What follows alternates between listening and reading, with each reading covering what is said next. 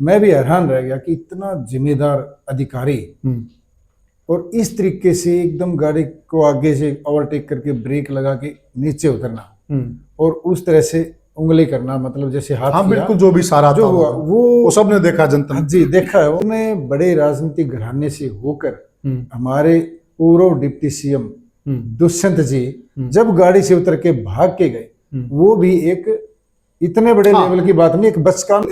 इनके पिताजी और इनके दादाजी जेल में ही तो गए। ठीक बात है। क्यों गए? प्रोटोकोल के तहत सारी चीजें बहुत अच्छा कानून के तहत थी। लेकिन कानून के तहत इनसे भी पेश आ जाते। छात्र चुनाव है, उसका एक बड़ा मुद्दा है, तो मुद्दा उठा के तो कोई गलती नहीं की, काम है इनका। मैं ये नहीं कह। नमस्कार साथियों, मैं हूं आपका होस्ट कुलदीप सिंह पुनिया और मैं लेकर चलता हूं आपको राजनीति की दुनिया। साथियों, राजनीति की दुनिया की बात करें, हरियाणा की राजनीति में भूचाल आया हुआ है। कल हिसार की एक घटना ने हरियाणा की राजनीति का पारा चढ़ा दिया है। वैसे गर्मी आ रही है, पारा धीरे धीरे चढ़ रहा है, लेकिन राजनीतिक पारा एकदम से हाई हो गया है।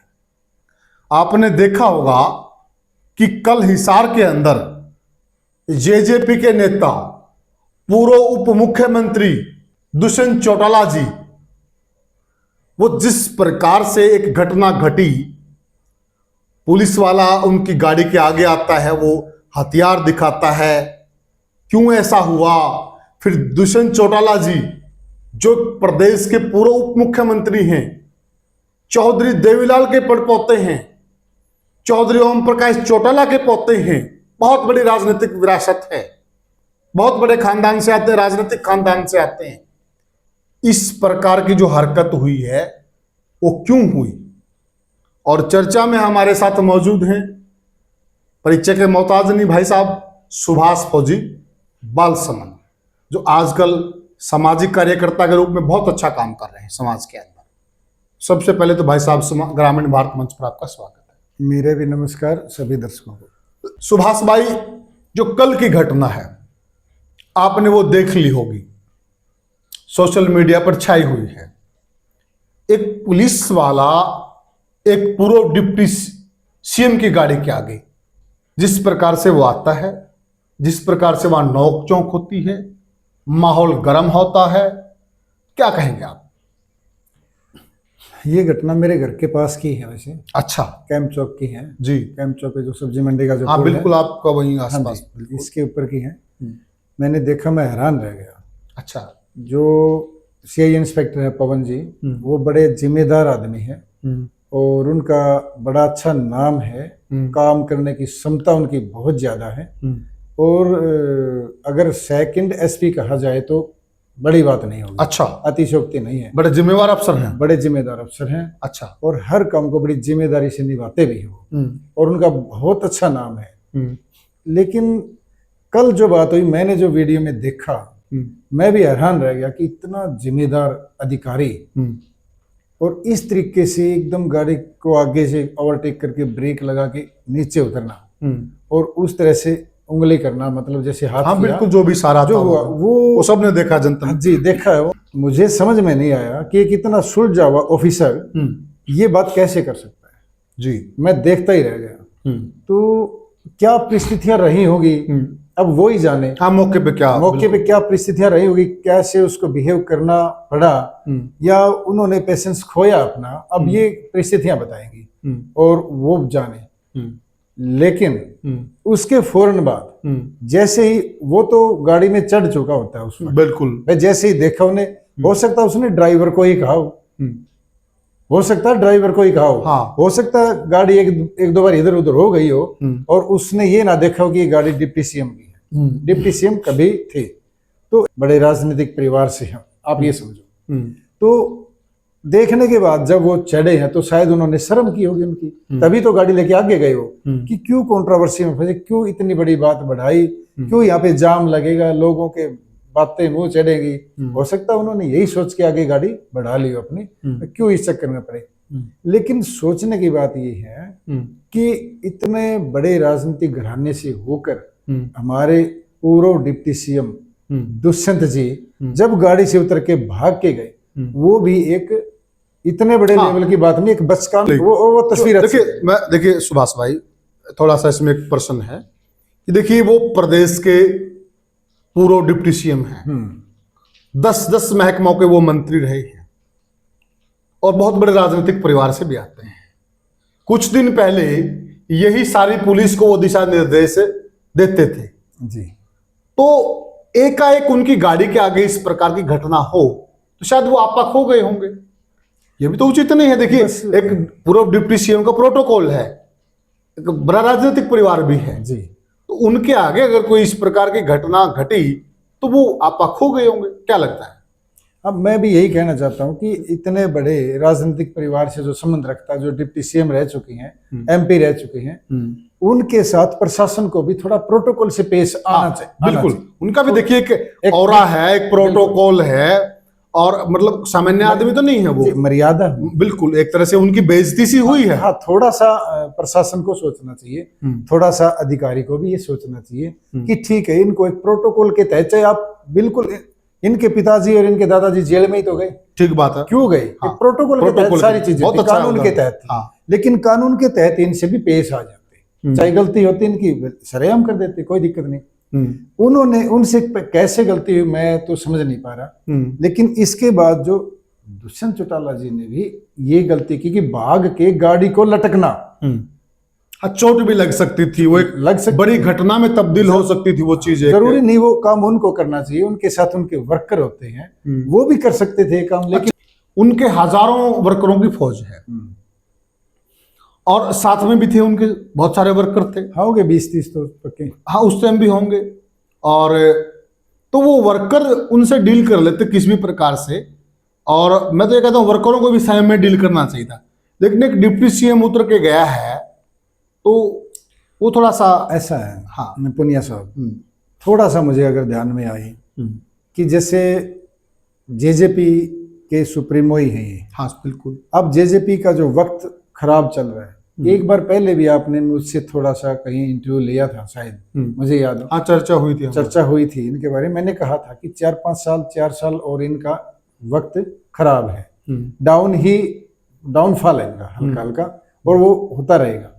अब वक्त खराब होना तो क्या डिप्टी सीएम और क्या पीएम, जब वक्त खराब चले तो सब कुछ नीचे आ जाता है। अभी इनका थोड़ा सा वक्त खराब चल रहा है। मैं कोई वो नहीं, क्या बोलते हैं उसको, भविष्य करता नहीं हूँ, लेकिन धरातल पे हमें नजर आता है, वो हम बोलते हैं। तो इन्होंने हो सकता है कि इस तरह की बातें करने से ये सोचे कि थोड़ा सा उसमें लाइट में रहें, लोगों की निगाह में रहें, तो इस तरह की बातों से बात नहीं बनती, राजनीतिक बड़े लेवल पे नहीं बनती। इन बातों पे तो दुष्यंत को भी थोड़ा नीचा खींचना चाहिए था और इस तरह की बातों को उछालने नहीं चाहिए। सुभाष भाई, इसमें अनेकों कारण है। देखिए, जो छात्र राजनीति का ये मुद्दा है, ये सच्चाई है कि छात्र चुनाव होने चाहिए क्योंकि वहां से एक लीडरशिप निकलती है। बिल्कुल, मैं हक में इस बात पे कि छात्र चुनाव होने चाहिए जी। लंबे समय से छात्र चुनाव नहीं हो रहे हैं और इन शो की लंबी डिमांड है और ये राजनेता है, राजनीति करेंगे, जाहिर सी बात है, राजनेता तो राजनीति करेंगे, इनकी खेती है ये। बिल्कुल। तो इनके लिए एक राजनीतिक मुद्दा था, ये अच्छा मुद्दा था, उसी मुद्दे पे सारा कुछ हो रहा था। रात को ये भी सुनने में आया कि पुलिस जो इनके वर्कर थे, इनके पदाधिकारी थे, इन शो के पदाधिकारी थे, उनके घरों में घुसी है। और ये भी समाचार मिल रहे हैं कि कई जगह पे तो लेडीज पुलिस नहीं थी, महिला पुलिस नहीं थी और इनकी महिला कार्यकर्ता भी हैं, तो पुलिस ने वहां भी दबिश दी है। तो वो सारा जो घटनाक्रम था उसका एक उबाल था और वो प्रेशर वहां रिलीज हो गया। ये भी तो एक हो सकता ना। देखिए, पूरा तामझाम चल रहा है, पूरी घटनाएं घट रही हैं, उनका फिर एकदम से एक उबाल आकर एक प्रेशर वहां पर रिलीज हो गया। क्या लगता है आपको? इसमें राजनीति से कुछ तार जुड़े हुए मिल सकते हैं इसमें, क्योंकि ये अपना करियर बना रहे हैं और ये मौजूदा जो सरकार है उसके खिलाफ अनाप शनाप भी बोल रहे हैं। तो कोई सरकार चाहेगी क्या जो पावर में हो उनके बारे में हद से ज्यादा कोई बोल ले? कोई चाहेगी? क्योंकि जो मौके की सरकार होती है उससे बड़ा कुछ भी नहीं होता। राम का नाम है बस, उससे बड़ा और कुछ नहीं होता। राम के बाद दूसरी सरकार ही होती अब सरकार के खिलाफ जिस तरीके से बयानबाजी ये करते हैं, थोड़े से और होके करते हैं, दोनों ही कर देते हैं, तो उनके रिजल्ट वो देखते तो हैं भी कहाँ इनको कहीं घेरा जाए, कहीं छोटी मोटी कमी में ये आए तो इन पे दबीश दिलाई जाए। होता तो सरकार के इशारे पे है और इनसे लोग भी नाराज हैं। अब इसी का सरकार भी फायदा उठाएगी, तो उस वजह से ये परेशान भी हो सकते हैं और परेशानी में थोड़ा सा पेशेंस खो भी सकते हैं, और वो पेशेंस खोने वाली ही बात थी जो कल तो सुभाष भाई एक बात है ना, आप ये राजनीति करते हैं, फिलहाल विपक्ष में है, विपक्ष का तो काम है मुद्दे उठाना, काम है विपक्ष का।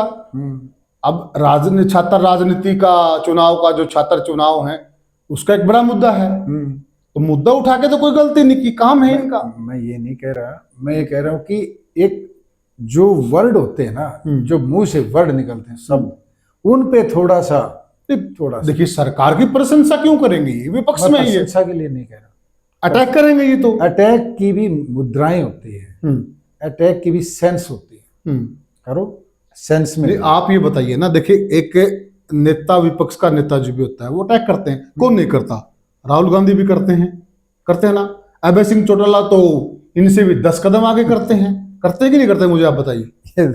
और उस शैली को लोग पसंद भी कर रहे हैं, अभय चौटाला के साथ जो लोग जुड़ रहे हैं ना, वो वही लोग जुड़ रहे हैं, वो तो उस शैली को पसंद करते हैं।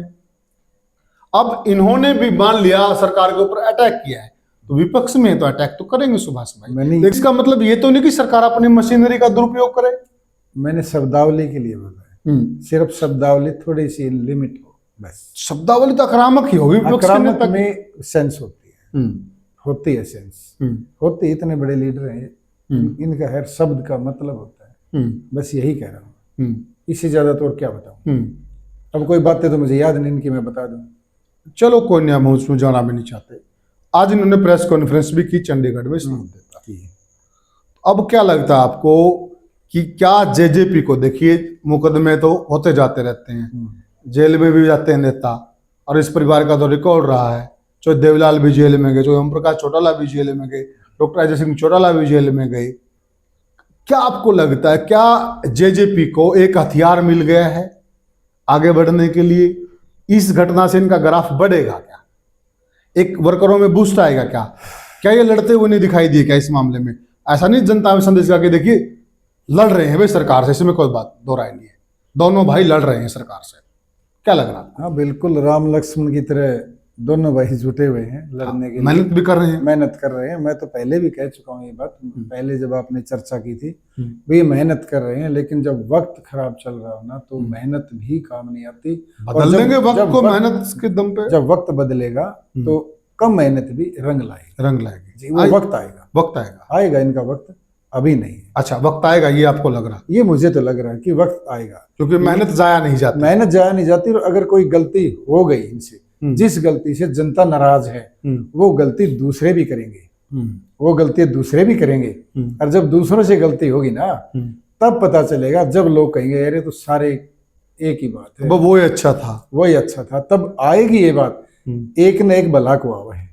अब ये बुरा को आ रहे हैं तो कभी ना कभी ये भी भला को आएंगे, ये आएगा। चलो उस पे हम चर्चा कर भी चुके हैं भाई, लोग क्यों नाराज हैं, क्योंकि जो इन्होंने फैसला लिया था तो वो फैसला तो मतलब उससे पहले एक और नेता थे कुलदीप बिश्नोई जी, सभी लेते, कौन नहीं लेता? अगर अभय सिंह होता तो अभय सिंह भी लेता, सभी लेते, जाते सरकार में, और कहाँ जाते? नहीं जाते, लेकिन लोगों के ना भूत सवार चढ़ गया इनके बारे में, एक नेगेटिव सेट हो गया बिना काम का। बीजेपी के साथ चले गए, बीजेपी के कौन नहीं जाएगा बताना एक बार, कौन नहीं गया? ठीक बात। अब उनके खिलाफ तो इतना लोगों ने वो नहीं किया, लेकिन इनके दोनों भाइयों के खिलाफ किया। अब इनका इसका मतलब इसमें आपको ये नहीं लगता कि जो विपक्षी थे, जो इनके विपक्षी थे, जो लोग इनके खिलाफ थे, उन लोगों ने एक अच्छा नैरेटिव घड़ दिया और जनता के दिमाग में ये बात अच्छे से घुसा दी? जनता तैयार थी, उस वक्त माहौल ऐसा था कि बीजेपी को लोग पसंद नहीं करते थे।